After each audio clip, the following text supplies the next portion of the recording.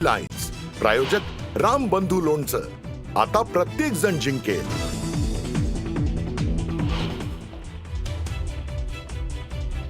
नेवासा तालुक्यामध्ये ढगफुटीसारखा पाऊस, अनेक गावांचा संपर्क तुटला तर सोनई गावातील मुख्य बाजारपेठेच्या रस्त्याला नदीचं स्वरूप।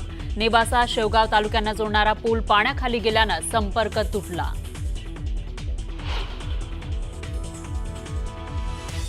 नाशिकमध्ये पावसाचा जोरदार कमबॅक, धरणांमधून नदीपात्रामध्ये पाण्याचा विसर्ग, गोदावरी नदीची पाणी पातळी वाढली।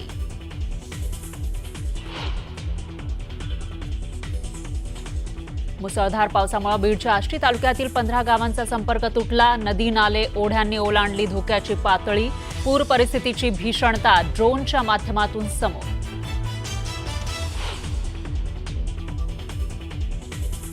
चंद्रपूर जिल्ह्याच्या इरई धरणाच्या पाणलोट क्षेत्रामध्ये बाढ, धरणाचे 7 दरवाजे उघडले, 4495 क्युसेक पाण्याचा विसर्ग, नागरिकांना सतर्क राहण्याचं आवाहन।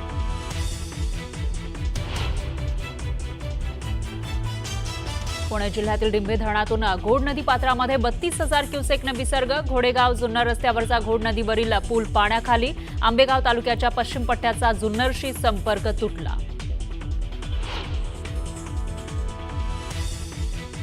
अहिल्यानगर जिल्ह्यामध्ये जोरदार पावसामुळे सीना नदीला पूर, नदीकाठच्या घरांमध्ये शिरलं पावसाचं पाणी, शेती पिकांचं नुकसान झाल्यानं बळीराजा हवालदिल। उजनी धरणातून पाणी सोडल्यानं चंद्रभागा नदीला पूर, चंद्रभागा वाळवंटातील अनेक मंदिरांना पाण्याचा वेढा, विसर्ग कमी केल्यानं पूर ओसरण्याची शक्यता। अहिल्यानगरच्या शेवगाव नेवासा रोडवरील सूर्यकांता नदीला पूर, एक फॉर्च्युनर कार अडकली पुरात, कारमधील युवकांना बाहेर काढण्यात यश।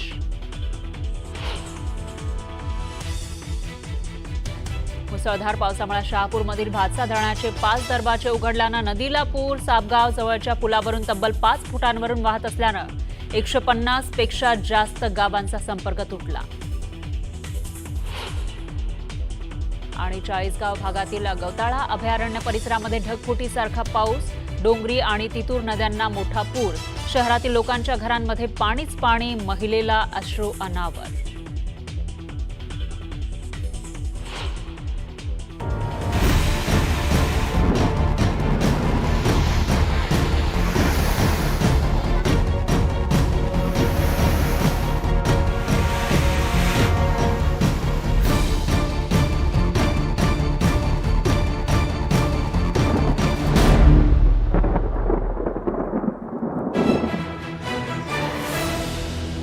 नमस्कार, मी फराह खान, तुम्ही बघताय महाराष्ट्राचं number 1 Marathi news channel news 18 Lokmat. आणि बुलेटिनच्या सुरुवातीला एक मोठी बातमी आहे सोलापूरमधून।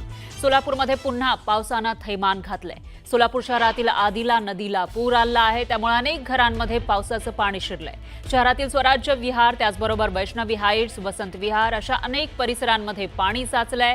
पाण्याचा प्रवाह आणखी वाढला तर काही सोसायट्यांमध्ये पाणी शिरण्याचीही शक्यता आहे। आदिला नदीच्या सद्यस्थितीची ड्रोनद्वारे टिपलेली ही दृश्य आपण बघू शकतोय।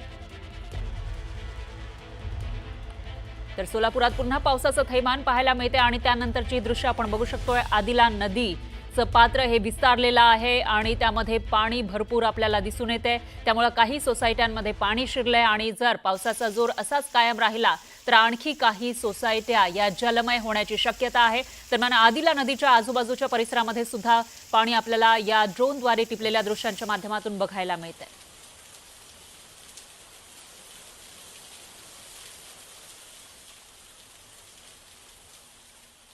तर सोलापूर जिल्ह्याला पुन्हा एकदा सीना नदीच्या पुराचा धोका निर्माण झालाय। सीना नदीपात्रामध्ये 4 प्रकल्पातून सुमारे 1,51,000 क्युसेकचा पाण्याचा विसर्ग सुरू आहे। सीना नदीकाठची शेती आणि गावांना पुराचा धोका निर्माण झालाय। अहिल्यानगर आणि धाराशिव जिल्ह्यामध्ये होत असलेल्या पावसामुळे सीना नदीच्या पाणी पातळीमध्ये वाढ झाली आहे, त्यामुळे जिल्हा प्रशासनाकडून नागरिकांना सतर्कतेचा इशारा देण्यात आलाय। सीना नदीकाठावरून आढावा घेतलेला आहे आपले प्रतिनिधी प्रीतम पंडित यांनी। सोलापूर जिल्ह्यातून वाहणाऱ्या सीना नदीने पुन्हा एकदा तडाखा देण्याला सुरुवात केलेली आहे। सीना नदी पात्रात 4 ज्या महत्त्वाच्या नद्या आहेत त्यांच्या पात्रामध्ये सुमारे 1,51,000 इतका क्युसेकचा जो विसर्ग आहे दुपारी 2 वाजताच्या सुमारास सोडण्यात आलेला आहे। सोलापूर जिल्ह्यातील जे 5 महत्त्वाचे तालुके आहेत जे सीना नदी काठी असतात त्यांना आता पुन्हा एकदा पुराचा धोका निर्माण झालेला आहे। आपण पाहू शकतो की गेल्या 8 दिवसापासून सीना नदीने महारौद्र असं अवतार दाखवल्यानंतर त्याचा तडाखा आहे तो शेकडो हेक्टर जी शेतजमीन होती ती पाण्याखाली गेली होती। त्यातून आता कुठेतरी सोलापूर जिल्ह्यातील करमाळा, माढा किंवा दक्षिण सोलापूर, उत्तर सोलापूर, मोहोळ हे जे तालुके आहे ते तालुक्यातील जे गावकाठची जी जमीन आहे ते आता कुठेतरी पाणी कमी होत असताना पुन्हा एकदा 1,51,000 क्युसेसचा विसर्ग सोडल्यामुळे पुन्हा एकदा पुराचा धोका निर्माण झालेला आहे। त्यामुळे आता प्रशासनाकडून मोठ्या प्रमाणावर याची दक्षता घेतली जात आहे। जे गावं सीना नदीकाठचे होते ते पुराच्या तडाखा बसला होता त्या गावांना आता सुरक्षित स्थळी हलवण्याची जी जबाबदारी आहे ते तालुका आणि जिल्हा प्रशासनाकडून घेतली जात आहे। त्यामुळे आता सोलापूर जिल्ह्याला पुन्हा एकदा सीना नदीच्या पुराचा धोका निर्माण झाला आहे असंच म्हणावं लागेल। प्रीतम पंडित, न्यूज 18 लोकमत, सोलापूर।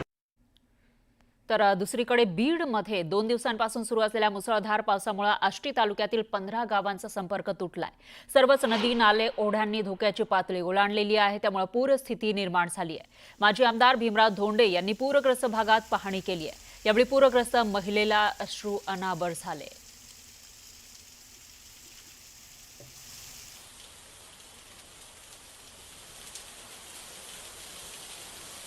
गेलं काय राहिलं, माती राहिलं, या आम्हाला तर जगायचंच पडलंय।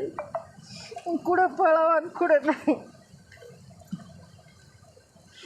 कधीच नाही झाली, कवाच नाही झाली, जलामलेच नाही झाली। तरी घाबरून जायची गरज नाही।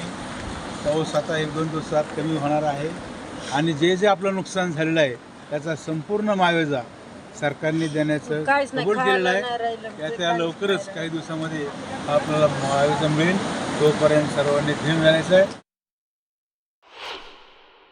नदीकाठच्या ज्या जमिनी आहेत त्या वाहून गेलेल्या आहेत, खरडून गेलेल्या आहेत। अनेक लोकांच्या घरामध्ये पाणी शिरलेलं आहे, त्यांचं खूप नुकसान झालेलं आहे। विहिरी पाण्याखाली गेलेल्या आहेत, काही विहिरी वाहून गेलेल्या आहेत। आता ज्या टाकळे गावात मी थांबलेलो आहे असं पाणी तिसऱ्यांदा या आठवड्यात या नदीला आलेलं असल्यामुळं अनेक ठिकाणी शेतकऱ्यांचं मोठं नुकसान झालेलं आहे। दरम्यान धाराशिव तालुक्यामध्ये काल रात्री जोरदार पाऊस झाला आणि या पावसामुळे वाघोली मध्यम प्रकल्पाला मोठा पूर आला। या पुराचे पाणी 10 गावातील शेतात शिरलंय, त्यामुळे शेतकऱ्यांचं नुकसान झालंय। शेतातील सोयाबीन पूर्णतः पाण्यात गेलेला आहे आणि या नुकसानीमुळे शेतकरी हवालदिल झालाय। या संदर्भात शेतकऱ्यांशी संवाद साधलेला आहे आपले प्रतिनिधी बालाजी निरफळ यांनी। धाराशिव तालुक्यात ही अतिवृष्टीचा पाऊस जरी थांबला असला, अतिवृष्टीचा धोका जरी कमी झाला असला तरी पुराचं संकट मात्र कायम आहे। मी आता वाघोली बंधाऱ्यावरचं हे पाणी आहे, आपण वाघोली बंधाऱ्यावर बघू शकतो। काजळा या परिसरात सगळ्या आहे मी। ह्या पाण्याचा प्रवाह बघितला हे पाणी आता कुठं ओसरायला सुरुवात झालेलं आहे। मात्र शेतकऱ्यांचं जे नुकसान करायचं ते या पाण्यानं नुकसान केलेलं आहे। मी आता या ज्या सोयाबीनच्या शेतात आहे या परिसरातलं पाणी आता उतरण्यास कमी होण्यास सुरुवात झालेली आहे। माझ्या या इथपर्यंत या परिसरात जे आहे ते पाणी होतं। ही सोयाबीन शेत आहे। सोयाबीनची पानं पिवळी पडलेली आहेत। खरं तर हे सोयाबीन काढणीला आल्यावर याचं पिवळं पडतं। मात्र यावर्षी मेपासून जो पाऊस लागला धाराशिव जिल्ह्यात तो पाऊस काही थांबायचं नाव घेत नाही। आणि मागच्या अतिवृष्टी तर विचारू नका, जसं भूमपरांड्यात झालं तसंच मागच्या 1-2 दिवसात जो आहे तो धाराशिव तालुका परिसरात देखील पाऊस झालेला आहे। काय काय नुकसान झाले परिसरात?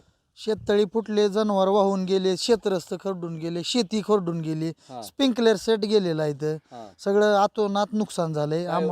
पंचनाम्याला फोन बिन काय झालाय कोणाचं? काय पंचनाम्याला फोन नाही, कोण आलेलं नाही। कुणाशी संपर्क केला होता तुम्ही सकाळपासून? मगाशी आम्ही आपल्या तालुक्याच्या सन्माननीय तहसीलदार मॅडम यांच्याशी संपर्क केला की आमचे वरील शेतकरी जे आहेत त्यांची गुरं वाहून आलेले आहेत, गायी असतील, घोडे आहेत त्याच्यामध्ये, आणि बाकीची परिस्थिती तर अतिशय भीषण आहे। म्हणजे इथं आता थोडासा ओसरला, आम्ही बाहेर तरी येऊ शकायलो, आत्तापर्यंत आम्ही बाहेर सुद्धा येऊ शकत नव्हतो। शासनाला खूप म्हणजे भीषण परिस्थिती, एक्स्ट्रीम सिच्युएशन आहे। सगळे शेतकरी हवालदिल झालेले आहेत। पंचनामे सोडावं आम्हाला, पंचनामे आता हे पंचनाम्याच्या पलीकडचा विषय झालेला आहे, म्हणजे ह्याच्या पलीकडे गेलेला आहे। तर ही इतकी परिस्थिती भीषण असताना शासनानं दखल घेणं गरजेचं आहे। NDRF किंवा इतर निकष हे बाजूला ठेवा। हे आमची एकूण जर बघितले तर ही परिस्थिती बघा, NDRF हे निकष वगैरे जर असतील तर बाजूला ठेवाच म्हणतो।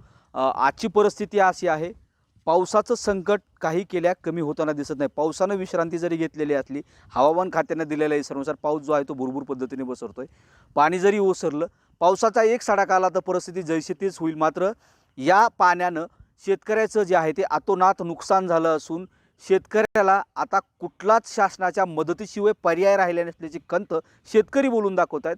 प्रशासकीय अधिकारी हे कान उघडून ऐकतील व त्यांची मदत करतील एवढीच माफक अपेक्षा आपण या पद्धतीने करू शकतो, यावेळी करू शकतो। सागर जाधवसह बालाजी निरफळ, न्यूज 18 लोकमत, धाराशिव, काजळा।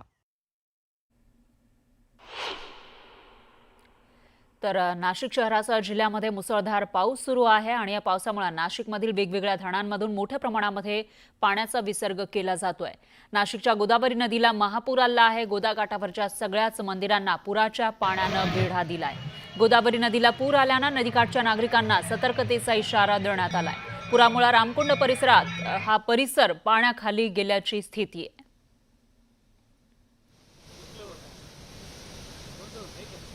तर नाशिकमध्ये सध्या काय स्थिती आहे जाणून घेऊयात आपले प्रतिनिधी लक्ष्मण घाटोळे यांच्याकडून।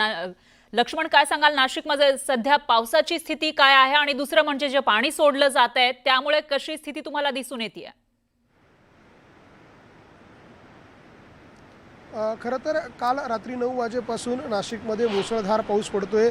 काल रात्री 9 वाजेपासून आज दुपारी साधारणतः 3:30 वाजेपर्यंत नाशिक शहरासह नाशिक जिल्ह्याच्या ग्रामीण भागात देखील मुसळधार पाऊस पडतोय आणि या पडणाऱ्या मुसळधार पावसामुळे नाशिक जिल्ह्यातल्या सगळ्याच धरणांमध्ये मोठ्या प्रमाणामध्ये पाण्याची आवक सुरू झालेली आहे आणि त्यामुळे गंगापूर धरण असेल, दारणा असेल, नांदूर मध्यमेश्वर असेल, कडवा असेल, या सगळ्याच धरणांमधनं आता मोठ्या प्रमाणात विसर्ग केला जातोय। नाशिकच्या गंगापूर धरणामधून गोदावरीमध्ये तब्बल 8,000 क्युसेक इतक्या मोठ्या प्रमाणात विसर्ग केला जात होता, तो आता 9,000 क्युसेक इतका करण्यात आलेला आहे आणि त्यामुळे नाशिकच्या गोदावरी नदीने रौद्ररूप धारण केलेलं आहे। माझ्या मागच्या बाजूला जर आपण दृश्यांमध्ये बघितलं तर गोदावरीचं हे रौद्ररूप आपल्याला दृश्यांमध्ये पाहायला मिळतंय। नाशिकचा हा समोर दिसणारा रामसेतू पूल आहे, हा रामसेतू पूल जो आहे तो देखील पाण्याखाली आल्याचं आपल्याला दृश्यांमध्ये पाहायला मिळतंय।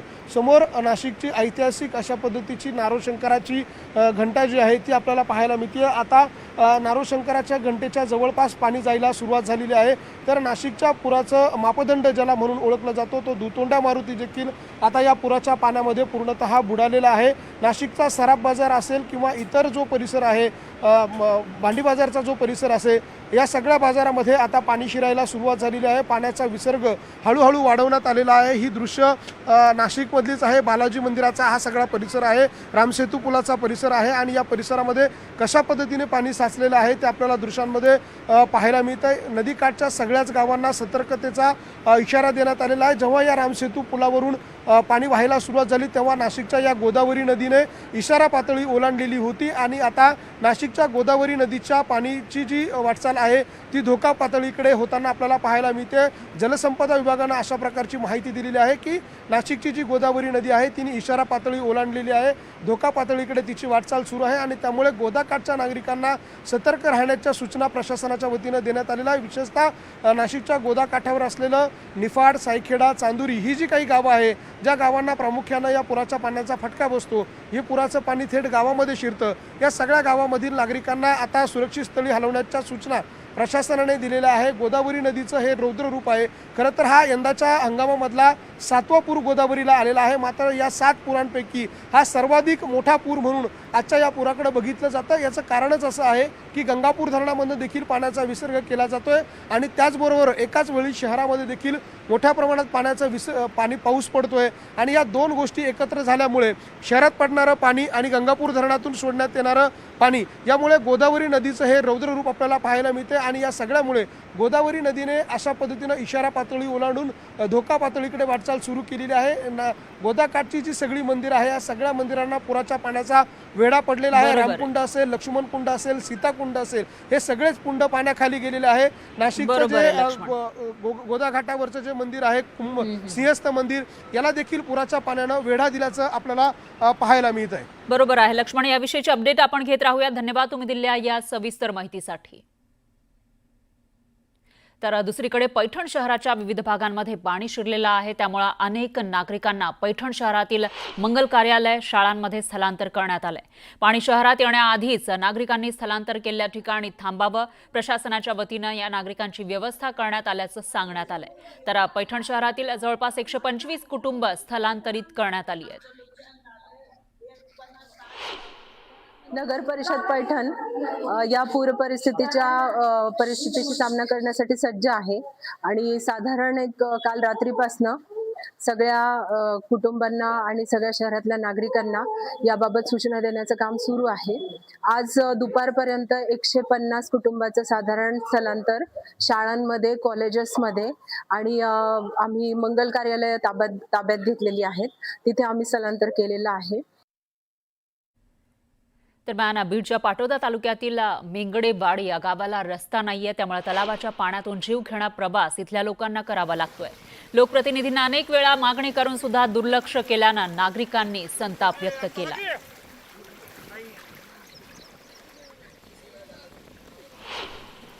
मागच्या 8 दिवसापासून पूर्ण दळणवळण बंद झालेलं आहे. दूध घालायला माणसाला येता येत नाही, दवाखान्यात जाता येत नाही.